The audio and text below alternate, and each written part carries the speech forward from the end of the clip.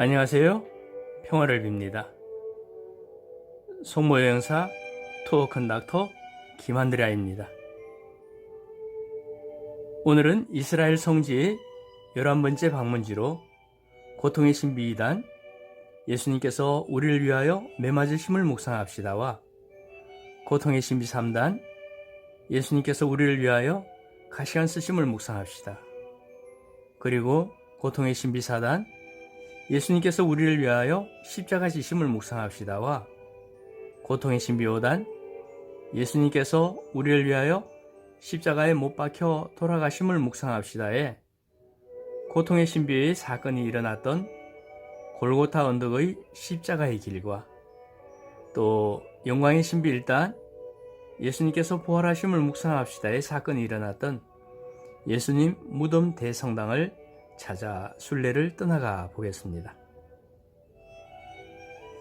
십자가의 길 혹은 슬픔의 길이라는 비아 돌로로사라고 불리우는 이 길은 예수님의 전 생애를 지배하는 여정으로 그리스도인들에게 가장 성스러운 장소입니다.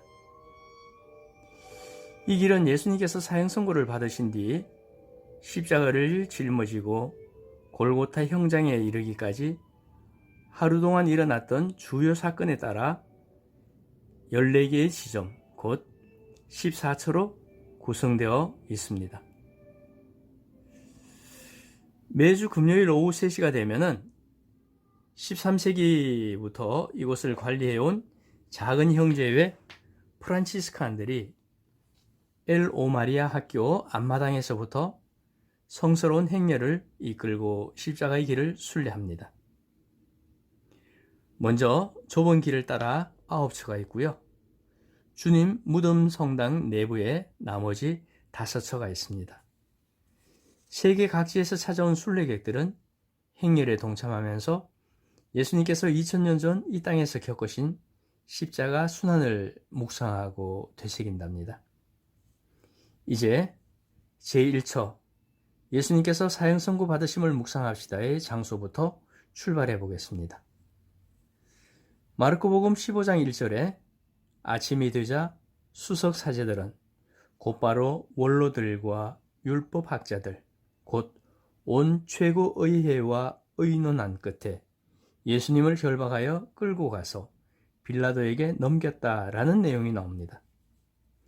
예수님께서 본시오 빌라도로부터 고초를 당하시고 사형 선고를 받으신 곳은 예루살렘에 배치된 로마 수비대의 사령부, 안토니아 성 내부에 있는 로마 총독의 관저 프레토리움입니다. 오늘날 이곳에는 엘 오마리아 학교가 자리 잡고 있습니다. 그래서 제1처를 여기에서부터 시작하는 것입니다. 제2처 예수님께서 십자가 지심을 묵상합시다는 요한복음 19장 1절에 빌라도는 예수님을 데려다가 군사들에게 채찍질을 하게 하였다와 또 요한복음 19장 16절에 빌라도는 예수님을 십자가에 못 박으라고 그들에게 내어주었다. 그들은 예수님을 넘겨받았다의 장소로 현재 프란치스칸이 관리하는 채찍질 성당과 또 사형 선고 성당은 예수님께서 심판을 받았다라고 하는 리토스 트로토스 길 위에 부분적으로 위치하고 있어서 이곳에서 제2처의 기도를 한답니다.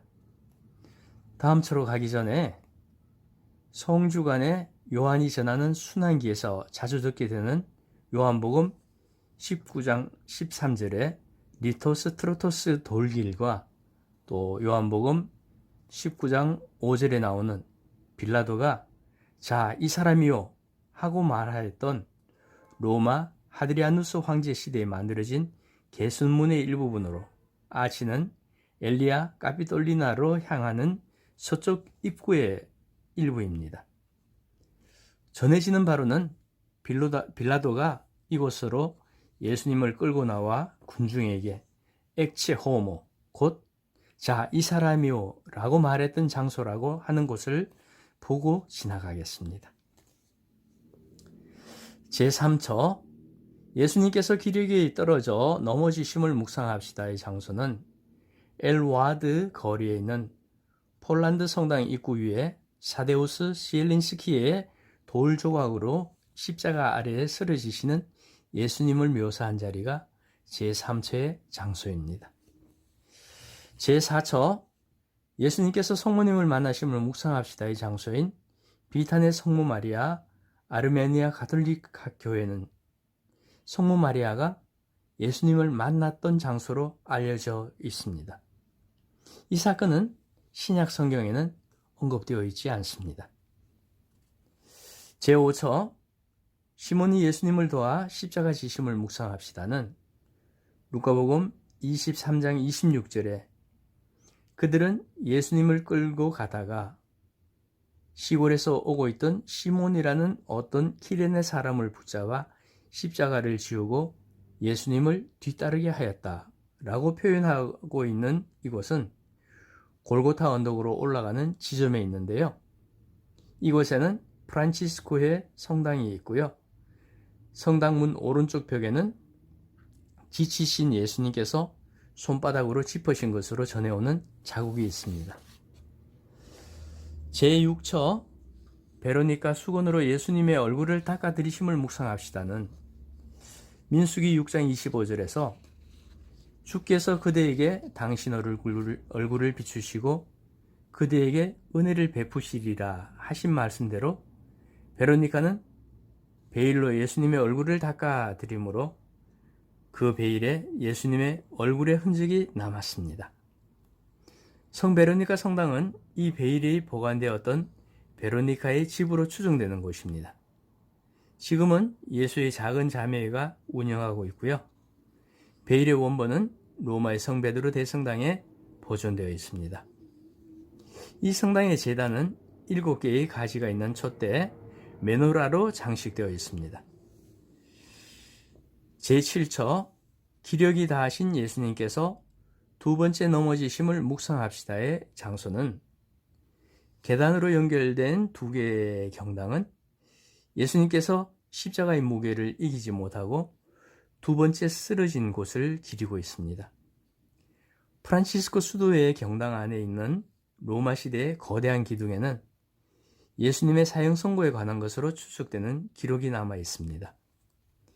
이곳에는 예수님께서 도시를 떠나 골고타로 향하는 도중 지나치신 심판의 문이 있었던 곳입니다. 제8처 예수님께서 예루살렘 부인들을 위로하심을 묵상합시다는 루카복음 23장 28절에서 예수님께서는 그 여자들에게 돌아서서 이르셨다. 예루살렘의 딸들아 나 때문에 울지 말고 너희와 너희 자녀들 때문에 울어라 라고 말씀하신 이 자리인 그리스 정교의 성 카라람보스 수도원 벽에는 십자가가 조각된 돌이 박혀 있는데요. 그 위에는 예수 그리스도가 승리하시리로다 라는 글귀가 새겨져 있습니다. 제9처 예수님께서 세 번째 넘어지심을 묵상합시다의 장소는 꼽트 정교의 성당 문 안쪽에 있는 기둥이 예수님께서 세 번째로 쓰러지신 곳으로 표시하고 있습니다. 이 지점에서부터 예수님께서는 자신이 십자가에 못 박히실 장소인 골고타 형장을 볼 수가 있습니다. 제10처인 예수님께서 옷벗김 당하심을 묵상합시다의 장소부터는 주님 무덤 성당 안에 있습니다. 성당 안에 작은 돌계단 위쪽은 예수님께서 옷벗김을 당하신 곳입니다. 제11처 예수님께서 십자가에 못 박히심을 묵상합시다는 루카복음 23장 33절에 해골이라 하는 곳에 이르러 그들은 예수님과 함께 두 죄수도 십자가에 못 박았는데 하나는 그분의 오른쪽에 다른 하나는 왼쪽에 못 박았다는 내용으로 우리에게 전해줍니다. 사진을 통해 보고 있는 장대한 모자이크화는 이곳이 바로 예수님께서 당신 어머니 앞에서 십자가에 못 박히신 장소임을 묘사하고 있습니다. 이 성스러운 장소는 가톨릭 교회에서 관리하는 곳입니다. 제12처 예수님께서 십자가 위에서 돌아가심을 묵상합시다는 마테오복음 27장 50절에 예수님께서는 다시 큰 소리로 외치시고 나서 숨을 거두셨다는 말씀에 따라서 주님 무덤 성당에 그리스 정교회의 십자가에 못 박힌 예수 제단 자리는 예수님께서 매달리셨던 바로 그곳입니다. 제단 밑에는 은으로 된 원판이 있고요. 십자가가 세워졌던 자리를 구멍을 뚫어서 표시해 놓아서 순례자들은 그곳에 손을 넣고 예수님의 십자가가 세워졌던 바위를 만지면서 기도를 한답니다. 제13처 제자들이 예수님 시신을 십자가에서 내리움을 묵상합시다는 요한복음 19장 38절에 그 뒤에 아리마테아 출신 요셉이 예수님의 시신을 거두게 해달라고 빌라도에게 청하였다. 그는 예수님의 제자였지만 유다인들이 두려워 그 사실을 숨기고 있었다. 빌라도가 허락하자 그가 가서 그분의 시신을 거두었다. 라는 말씀 따라서 사진에 보이는 넓은 석판으로 된 제단은 십자가에서 운명하신 예수님을 끌어내려서 거둔 장소를 나타내는 것입니다. 예수님 몸을 도요석 위에 누이고 모략과 알로에 등에 혼합된 향기로운 기름을 예수님의 몸에 발랐을 것입니다. 그래서 이 석판 위에는 하루에도 몇 번씩 수사님들이 향유를 바르는 것을 볼 수 있는데요. 그래서 순례자들은 그곳에 와서 친구를 하고 향유를 닦아가는 사람들을 종종 볼 수가 있습니다.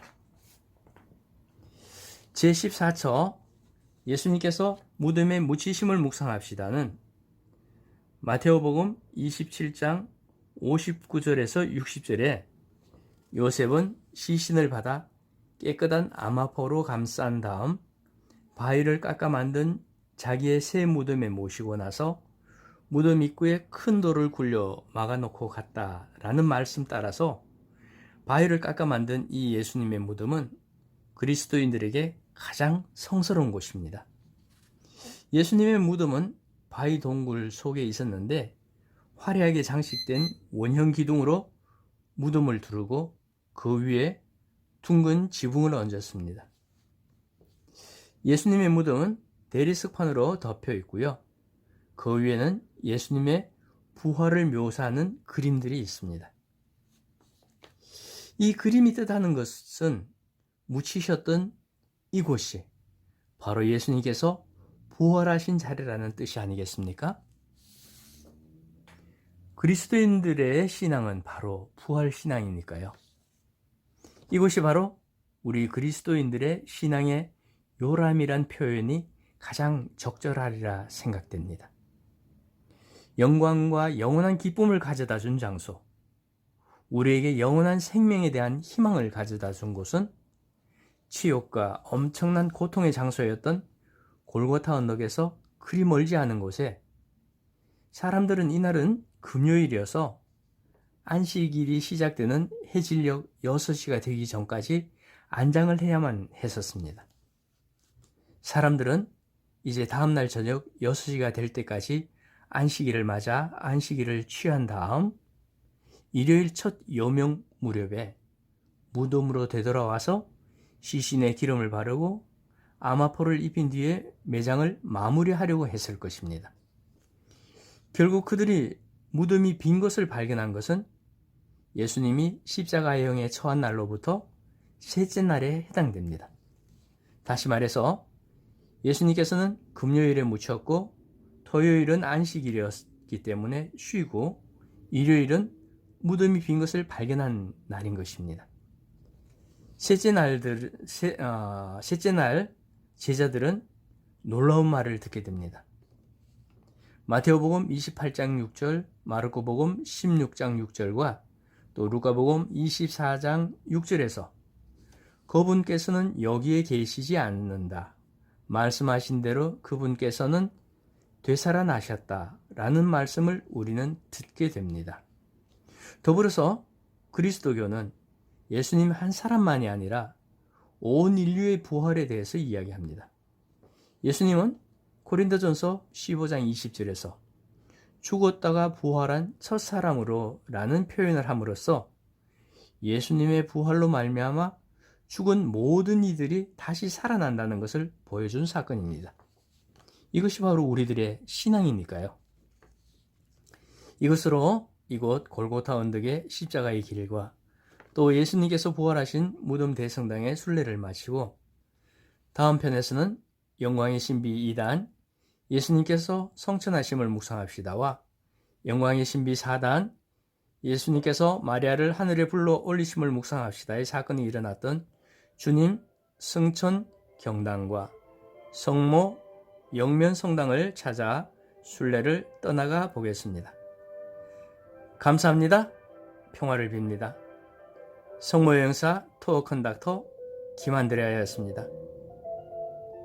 오늘 제 영상이 도움이 되셨다면 좋아요와 구독은 사랑입니다.